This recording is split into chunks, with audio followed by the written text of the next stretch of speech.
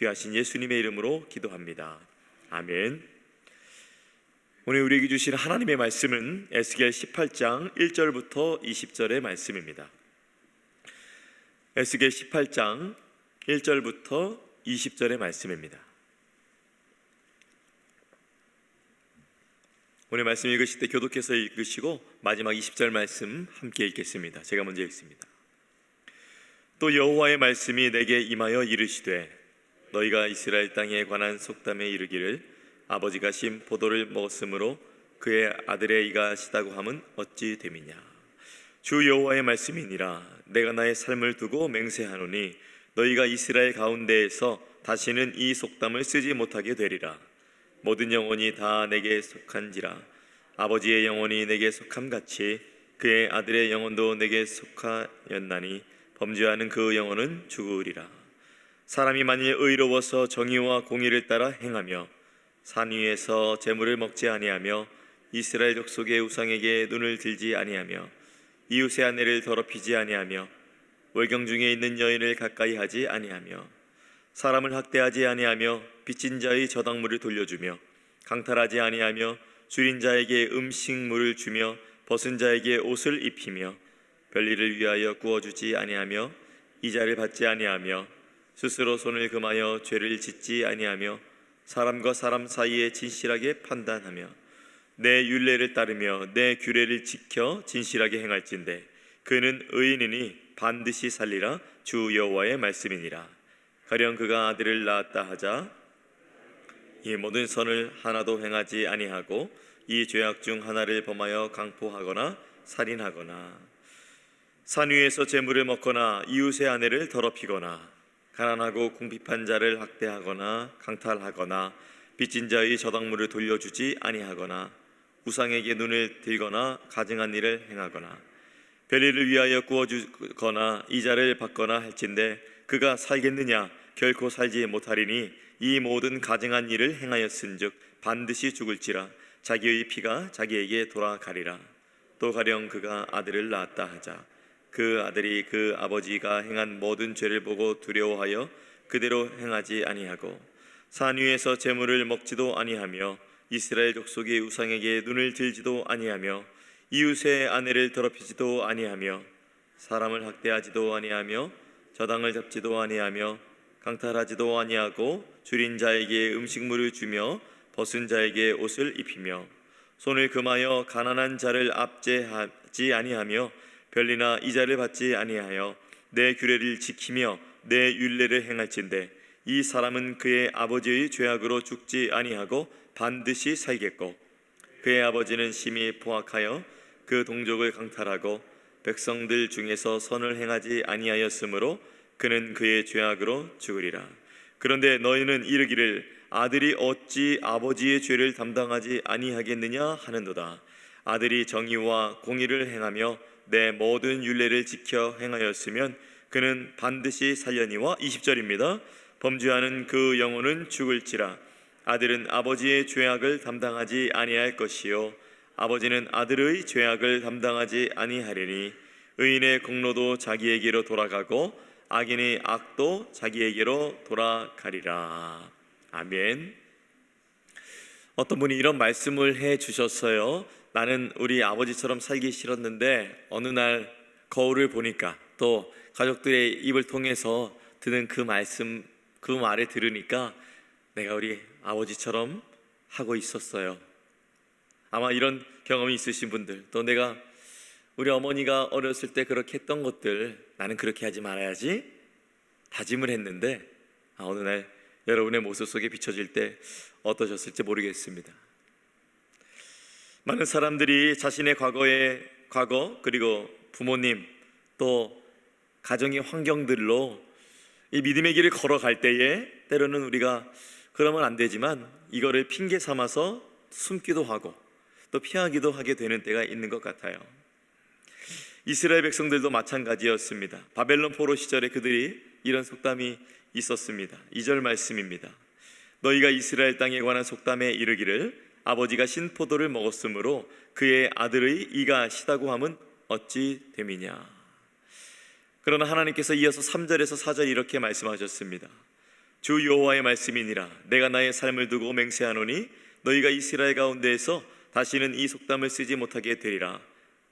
모든 영혼이 다 내게 속한지라. 아버지의 영혼이 내게 속함같이 그의 아들의 영혼도 내게 속하였나니 범죄하는 그 영혼은 죽으리라. 이 말씀을 간단하게 말씀을 드리자면, 오늘 하나님은 이 에스겔에게 이스라엘 백성을 진단하시는 거예요. 우리 각 사람에게 있는 책임 있는 삶, 또 자기 자신의 죄를 자기 가족에게서, 또한 어떠한 환경에게서 찾는 것이 아니라 자기 자신에게서 찾는 진지한 태도로 요청하신다는 것을 저는 보게 되었습니다. 또한 오늘 말씀 통해서 우리가 다시 한번 우리의 죄된 모습 앞에 다른 것 보는 것이 아니라 또 말씀 앞에서 우리의 삶을 비춰보면서 다시 한번 주님 앞에 더욱 가까이 나아가기를 간절히 소원하는데요, 오늘 말씀 두 가지를 이야기하고 있습니다. 첫 번째는 죄의 책임은 이전 세대가 아니라 각 사람에게 있다는 것을 말하고 있고, 두 번째는 하나님께서는 회개하는 자에게 언제나 기회를 주신다는 은혜의 선언입니다. 먼저 오늘 말씀 1절부터 4절 말씀, 또 5절부터 13절 말씀을 살펴보니까 이 죄는 대물림 되지 아니하고 이 책임인 각 사람에게 있다는 것을 보게 됩니다. 사실 예수님께서 말씀하셨죠. 너희가 아브라함의 자손이라 하느냐, 이 돌들을 명하여서도 그렇게 할 수 있느니라라고 예수님이 오죽하셨으면 그렇게 말씀하셨을까요? 오늘 말씀에도 어쩌면 이 이스라엘의 배경에서는 이 공로사상이라는 것이 있었습니다. 우리의 조상이 아브라함인데, 우리의 조상이 다윗인데, 이런 공로사상이 있었죠. 저와 여러분이 함께 읽었었던 5절에서 9절 말씀에 하나님께서 의인의 삶에 대해서 상세히 설명을 하시는데요, 이것은 단지 종교적으로 깨끗한 그것 정도가 아닙니다. 그 삶이 하나님을 인식하는 삶으로 인하여서 이 사람의 내면이 바뀐 사람의 삶, 또한 하나님을 인식하지 못하여서 이 내면으로부터 죄악된 것이 나오는 것을 또한 말하고 있는데요, 이런 것들을 말하고 있습니다. 하나님을 경외하며 산당에 제사하지 않으며 이웃의 아내를 범하지 않으며 폭력을 행하지 않고 빚진 자의 전당물을 돌려주며 또 배고픈 자에게 음식을 주고 헐벗은 자에게 옷을 주고 불의한 이익을 탐하지 아니하고 정직하게 재판하고 하나님의 규례와 율례를 지켜 행하는 것. 즉 이러한 의인은 하나님을 경험하고 또한 하나님을 경외하는 것이고 또 이웃을 사랑하는 삶을 드러내는 것이죠. 아마 이 설명을 들었던 분들이라면 목사님 그건 그냥 당연히 해야 되는 건 아닌가요? 라고 하지만 이 말씀에 비춰서 우리 삶을 비춰볼 때는 또 조금 저희가 다시 한번 생각해 봐야 되는 것입니다. 이런 사람들, 오늘날로 치면 어떤 사람들일까? 제가 곰곰이 생각하면서 한번 적어봤습니다. 가정에서 볼 때에 우리가 이것을 현대화를 한번 시켜본 거예요. 가정과 직장과 교회에서. 그래서 가정에서 볼 때에 혹시라도 화를 다스리지 못하는 남편이나 아내가 이 자리에 있으시다면 그 가정은 늘 긴장으로 가득 찰 것입니다. 작은 말 한마디가 상처가 되고 결국 가족은 안전함을 또 평온함을 잃어버리게 되겠죠. 책임을 외면하고 자기의 그 욕구만을 충족시키고 그것만을 추구한다면 배우자와 또한 자녀에게도 깊은 또 아픔을 남기게 되는 것입니다. 오늘 말씀을 적용하자면 내가 내 집안에서 가장 편한 사람이 아니라 어쩌면 내가 가장 두려워하는 사람은 아닐까? 이렇게 생각해 볼 수 있는 것이죠. 직장에서는 어떻게 볼 수 있을까요? 힘이 있다고 약한 직원을 무시하거나 또 자신의 성과만 챙기고 다른 사람의 공로를 빼앗는 상사가 있다면 또한 그러한 사람이 또한 어떠한 상사의 또한 부족한 부분을 또 욕하고 뒤에서 헐뜯는 또한 그런 부하 직원이 있다면 그 직장은 이미 독이 퍼져버린 곳이 되겠죠. 또 돈을 우상처럼 섬기는 태도 때문에 정직보다 이익을 우선시한다면 참 이 직장이 돈은 벌 수 있는 자리는 되겠지만 그곳에서 과연 하나님을 경외하는 모습을 또 신앙을 이제 시험해 볼 수 있는 장소로 우리가 사용할 수 있을까? 또 한번 생각해 봐야 될 문제입니다. 또 오늘 말씀을 교회에다가 또 적용을 해보면 서로를 세워주기보다는 판단하고 무시하고 나의 자리를 지키기 위해서 또한 남을 교묘하게 짓밟는다면 그것은 영적인 폭력이겠죠. 또한 봉사와 헌신을 조건으로 이것을 아닌 줄 알았는데 마음속 깊은 곳을 살펴보니 내가 무언가 하나님 내가 이거 할 테니 이거 해주세요라며 거래를 하는 모습이 있다거나, 또 자신의 이름을 좀 드러내고 싶은데 잘 안 드러내져서 고민하는 모습이 있다면 어쩌면 우상 숭배하는 모습과 어떤 부분에서는 다를 바가 없지 않는가 우리가 생각해 볼 수 있겠습니다. 교회는 나를 높이는 자리가 아니라 주님을 드러내는 자리고, 주님을 높이는 자리고, 또 주님이 제자들의 발을 닦이시며 보여주셨듯이 서로 섬기는 자리잖아요. 정리하자면 에스겔 시대의 죄악은 오늘 우리가 사는 시대와 크게 다르지 않았습니다. 물론 오늘 사는 시대는 유튜브가 있어서 또 AI가 있어서 굉장히 편리해지고 여러 가지가 간소해졌지만, 이 사람의 마음을 들여다볼 때에 그 안에 추악한 죄의 문제를 들여다볼 때에는 정말 크게 다르지 않고 여전히 동일하다는 것을 저는 보게 되었습니다. 가정의 파괴, 사회적 불의, 신앙의 혼합, 돈을 우상으로 삼는 것들, 그것은 그때도 문제였고 지금도 문제라는 말씀을 드리는 것입니다.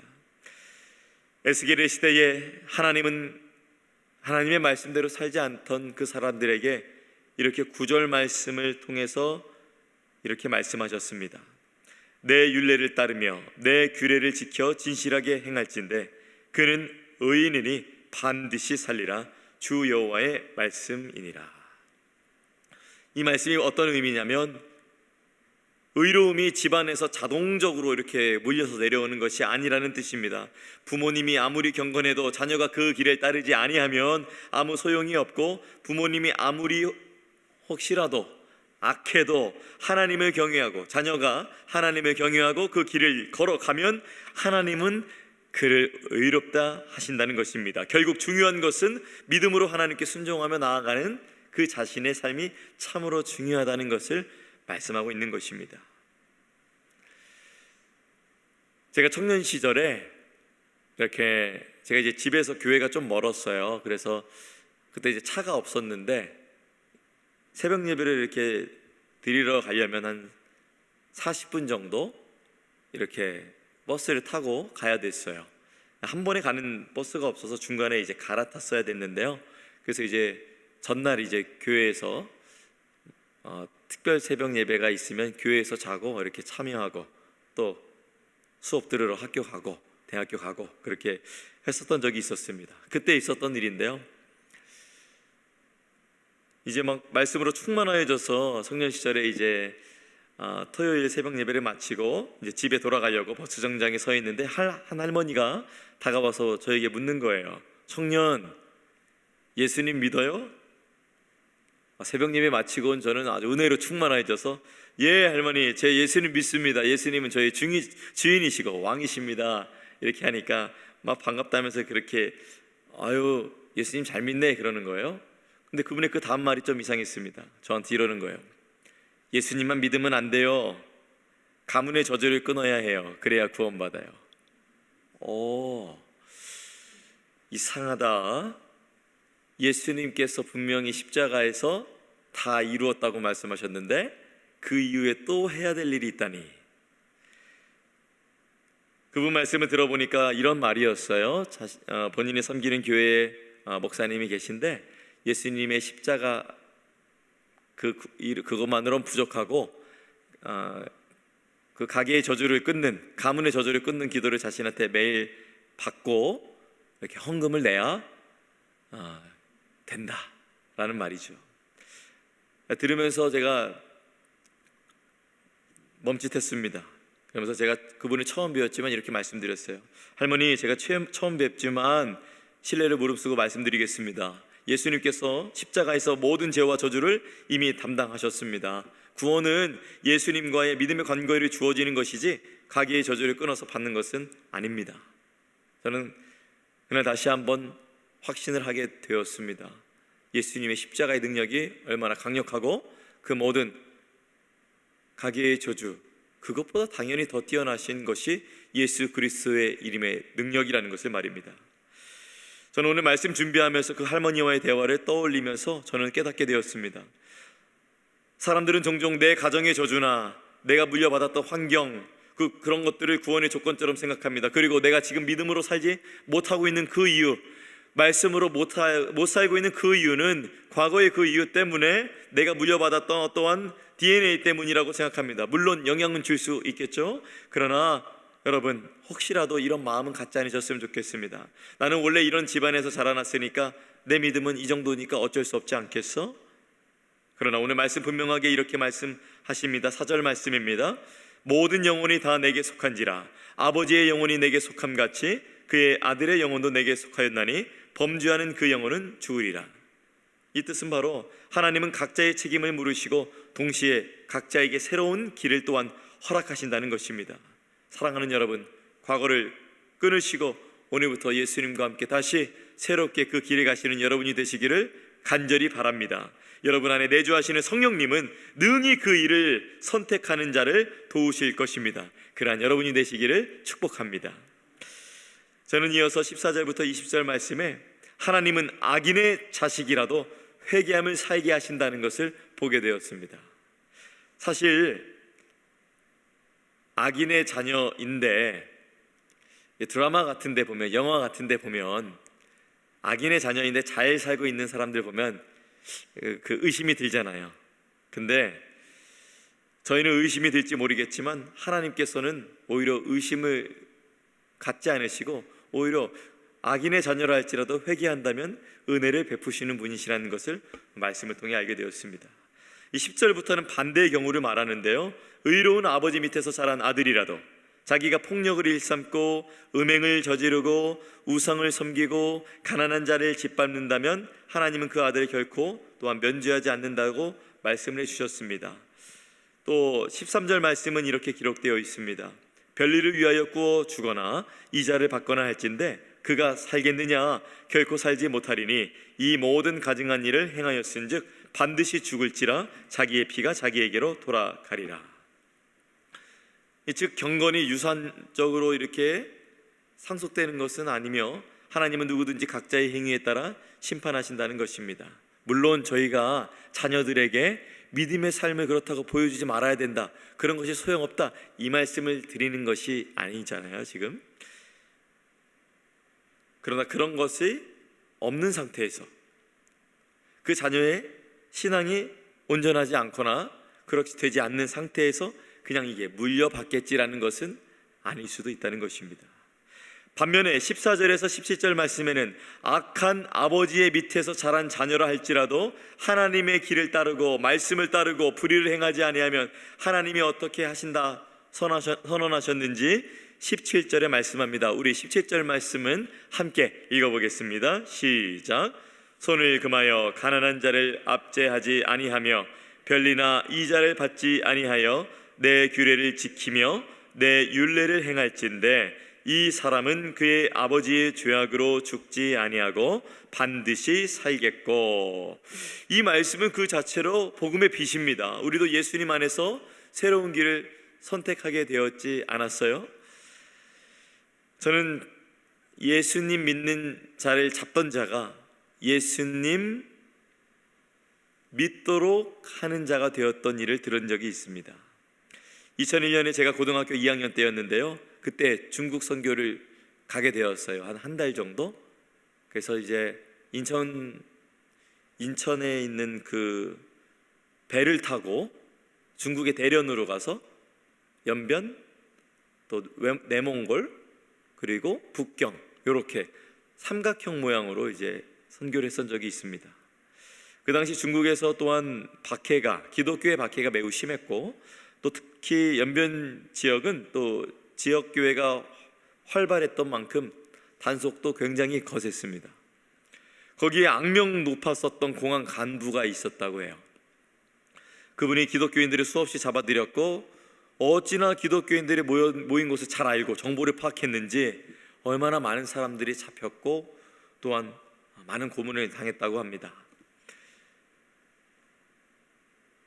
연변에서 그분의 이름을, 그 공안의 이름을 들어도 기독교인들이 숨을 죽일 정도였다고 합니다. 그런데 아주 놀라운 일이 벌어졌습니다. 그가 그렇게, 그 공안이, 중국 공안이 그가 그렇게 그렇게 잡아서 죽었다는 소식을 들었어도 이 예수 믿는 사람들이 도대체 끊이지 않는다는 것이 그에게 충격으로 다가왔다는 거예요.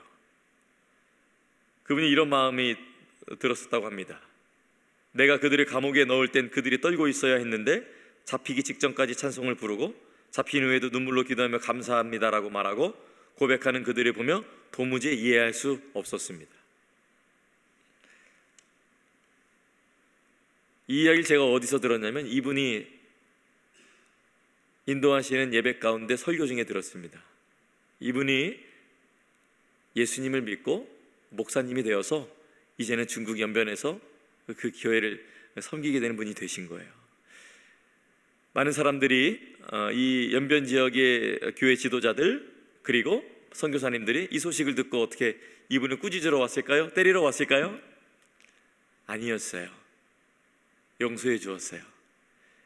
그 기독교 리더들의 자녀들, 가족들, 선교사님들과 연관된 그 연변 지역에 또한 성도님들이 이분 때문에 잡혀갔거든요. 근데 모두 그분을 찾아가서 용서해 주고 축복해 주었습니다. 그리고 한국에 와서 신학교 졸업하고 다시 연변으로 돌아가 목회자가 되었던 거예요. 예전에는 양을 잡던 자였지만 이제는 양을 먹이는 목자가 된 것입니다. 참으로 주님은 살아계신 하나님이시요 살아 역사하시는 하나님이신 줄 믿습니다. 사랑하는 성도님들, 신앙은 유전이 아닙니다. 교회를 오래 다녔다고 해서 또 목회자의 자녀라고 해서 구원을 저절로 받는 것은 아닙니다. 저도 어렸을 때 선교사 자녀라고 해서 하나님이 뭔가 해주시겠지, 믿음 뭐 더해 주시겠지 했는데 하나님께 많이 혼나고 제대로 깨달았어요. 하나님 저한테 좀 어떻게 보면 지금 생각해보면 좀 매정하지만 강력하게 말씀해 주셨던 것 같아요. 그건 너 부모님의 사역이고 너는 나의 길을 가라. 너는 나의 길을 가라. 신앙은 유전이 아닙니다. 우리는 공동체로서 믿음은 함께 나누고 우리가 함께 협력하고 이 신앙의 길에 갑니다. 그것은 사실입니다. 그러나 결국 구원은 1대1 하나님과의 관계 속에 있는 것입니다.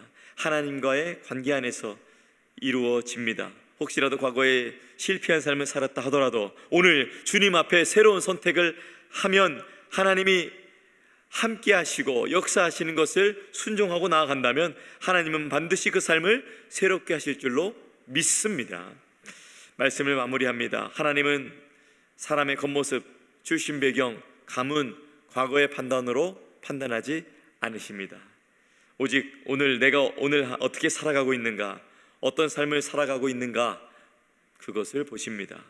오늘 말씀을 기억하며 함께 믿음의 결단을 했으면 좋겠습니다. 그래서 제가 오늘 말씀 준비하면서 이렇게 우리가 고백을 했으면 좋겠다라는 생각을 갖고 이렇게 정리해 봤거든요. 우리 한번 두 줄 간단하게 되는데 한번 우리 같이 한번 읽어보면 좋겠습니다. 시작. 나는 과거의 어둠이 아니라 하나님의 빛을 따르겠습니다. 나는 어제의 길이 아니라 오늘 주님이 주신 길을 걷겠습니다. 아멘. 우리 이어서 고린도후서 5장 17절 말씀 여러분을 응원하고 격려하는 말씀이죠. 우리 함께 읽어봅니다. 시작. 그런즉 누구든지 그리스도 안에 있으면 새로운 피조물이라. 이전 것은 지나갔으니 보라 새 것이 되었도다. 아멘. 사랑하는 성도 여러분, 이제는 누구도 탓하지 마세요. 혹시라도 요즘에 살아가다가 그 탓하고 싶은 마음이 드는 가족이나 또한 동료분들이나 또한 교회 식구들이 있으시다면 여러분, 우리 탓하지 마세요. 하나님 앞에서 내 삶을 책임지는 믿음의 사람이 되시기를 축복합니다. 수치 대신에 은혜를 이어가는 인생이 되세요. 과거를 넘어 오늘 말씀 붙잡고 생명의 길로 걸어가세요. 그리하여 하나님을 기쁘시게 하는 한 사람이 되시기를 예수님의 이름으로 축원합니다. 우리 함께 찬송가 함께 부르면 좋겠습니다. 어느 곳에 있든지 하나님이 함께 하셔서 그 은혜의 길, 믿음의 길을 걷기를 간절히 소원하는 마음으로 우리 408장 찬송가 408장, 통일 찬송가는 466장입니다. 나 어느 곳에 있든지 함께 찬양합니다.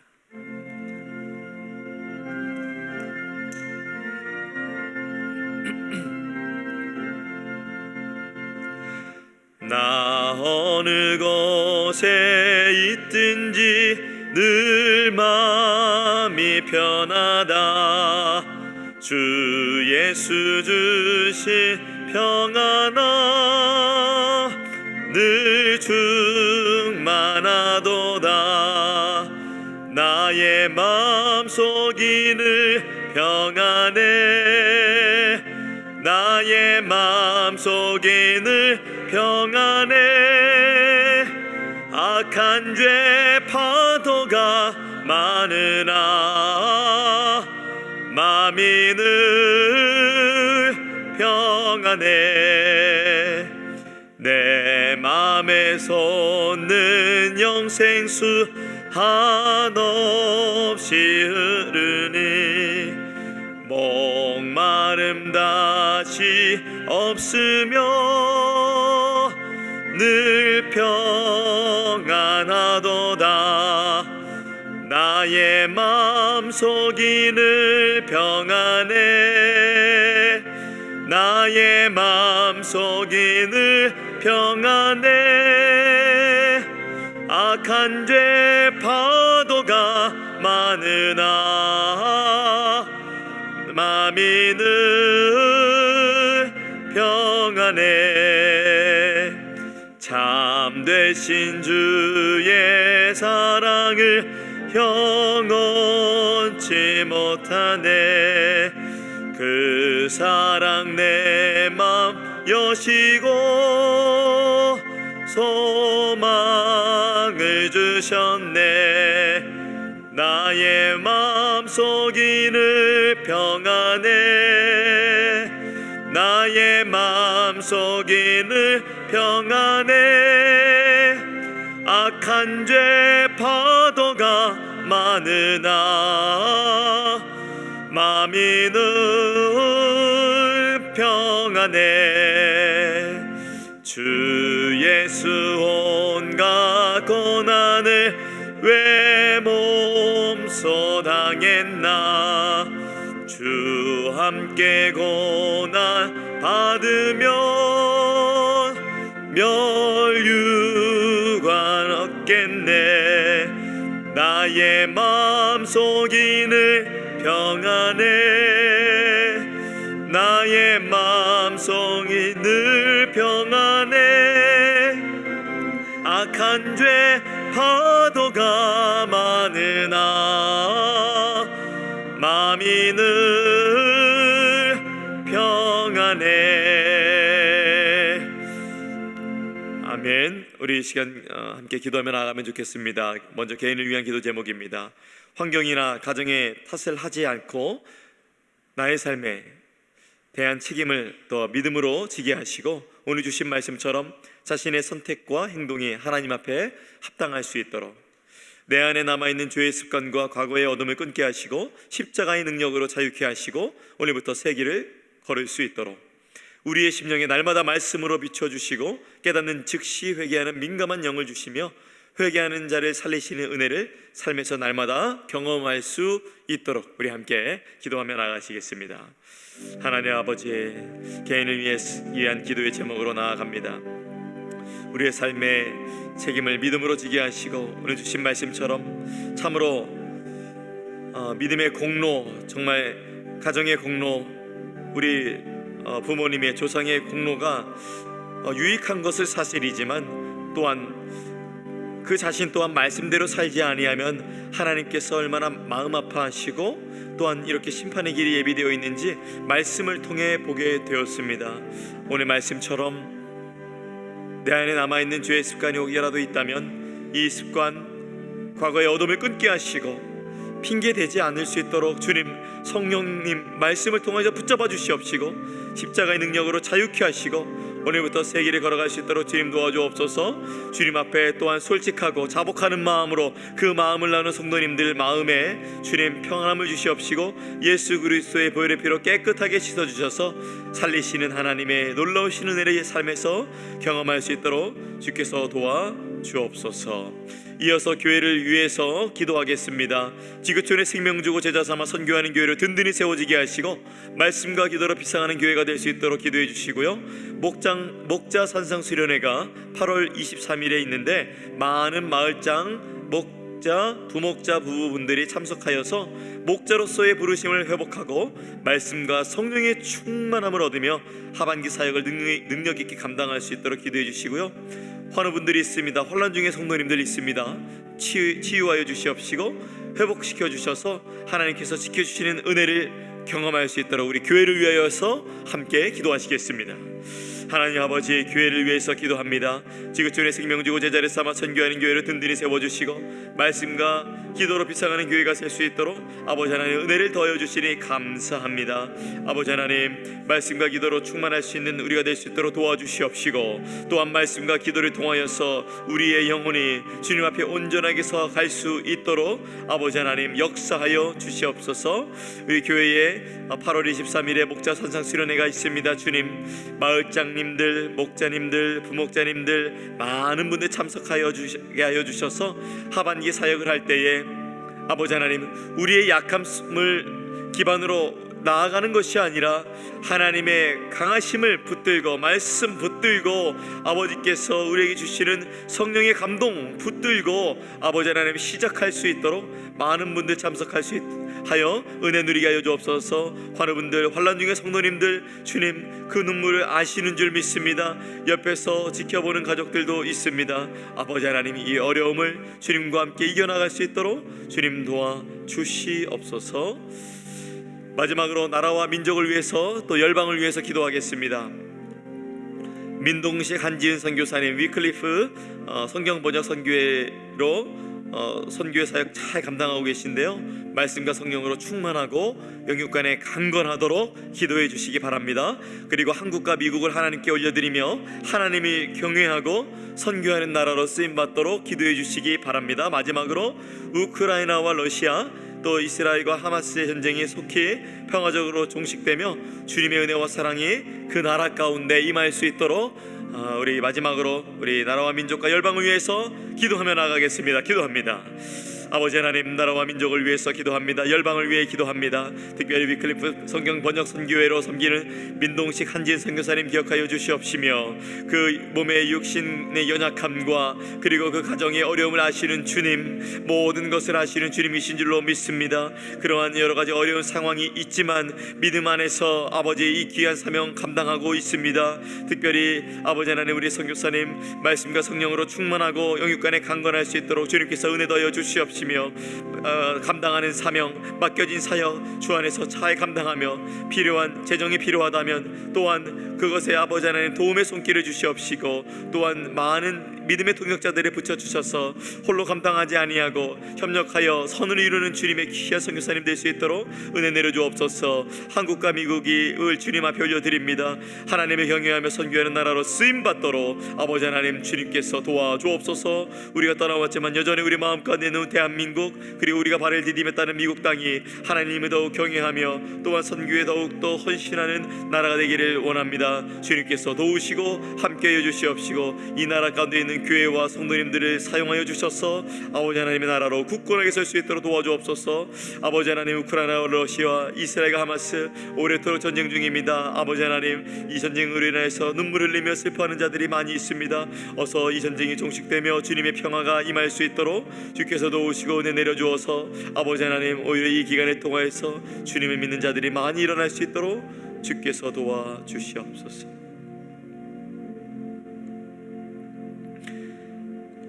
하나님 아버지, 오늘 우리가 마음을 다해드린 기도를 받아 주시옵소서.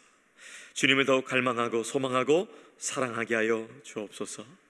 우리의 마음을 보시고 회개하는 자를 살리시는 은혜의 하나님, 오늘 말씀을 통해 또한 우리가 우리를 돌아봤습니다. 우리는 때로는 종종 조상의 탓, 환경의 탓을 하며 자신의 죄를 회피하려는 모습을 주님 앞에 보여드릴 때가 있습니다.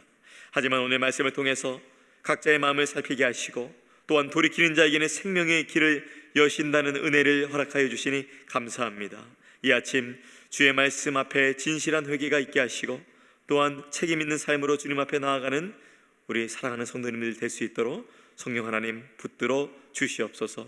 특별히 오늘 하루도 주님께서 도우시고 동행하여 주시고 인도하여 주셔서 하나님이 주시는 힘으로 오늘 하루도 넉넉하게 이기며 나아갈 수 있는 우리 성도님들 될 수 있도록 주님 동행하고 역사하여 주시옵소서. 감사드리며 이 모든 것 우리 주 예수 그리스도의 이름으로 기도합니다. 아멘. 하늘에 계신 우리 아버지여, 이름이 거룩히 여김을 받으시오며 나라가 임하시오며 뜻이 하늘에서 이루어진 것 같이 땅에서도 이루어지이다. 오늘 우리에게 일용할 양식을 주시옵고 우리가 우리에게 죄 지은 자를 사하여 준 것 같이 우리 죄를 사하여 주시옵고 우리를 시험에 들게 하지 마시옵고 다만 악에서 구하시옵소서. 나라와 권세와 영광이 아버지께 영원히 있사옵나이다. 아멘. 오늘 새벽 예배 후에 또 식사의 또 교제는 또 우리 남선양 집사님께서 또 섬겨주셨습니다. 또한 각자의 기도 제목으로 기도하신 후에 함께 다목적 대강당에서 또 교제하시면 좋겠습니다. 각자의 기도의 제목으로 기도하시겠습니다.